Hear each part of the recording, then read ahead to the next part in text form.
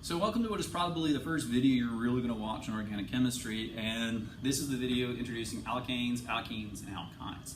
Now, almost all organic chemistry courses like to start with this because one, they're very simple, and two, they form the foundation of what's going to be useful for higher types of compounds like alcohols, ketones, aldehydes, more complicated functional groups. Now, as the name implies, a hydrocarbon is a carbon compound that contains hydrogen. Those are the only two elements present. And we make distinctions on based on whether or not the carbon-carbon bonds are all single or whether we have double and triple bonds in there. Now, we also like to start with this because it's going to build on a lot of naming. So let's talk about what alkanes, alkenes, and alkynes are.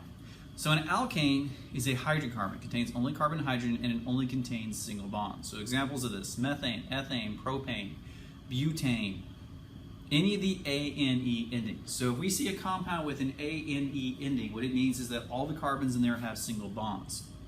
Now, these are typically called saturated hydrocarbons too. So if you look at the back of bottles and it says hydrogenated oil, things like that, those are typically referring to alkane compounds because there's no double bonds.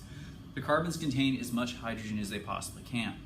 So let's say we don't contain as much hydrogen as we can. Well, in this case, we can have an alkene or an alkyne.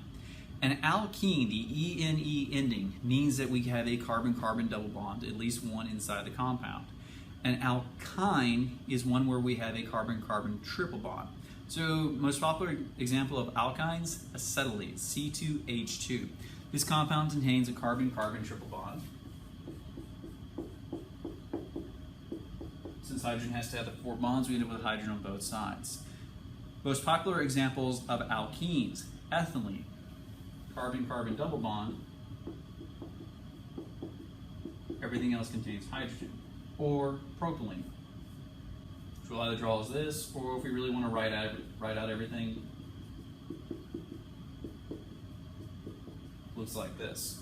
Now, you probably know ethylene and propylene because of polyethylene and polypropylene. That's how polyethylene and polypropylene are made, or using these compounds. Acetylene, you're probably familiar with acetylene torches. So, alkanes don't have any double bonds in them all. So something like this: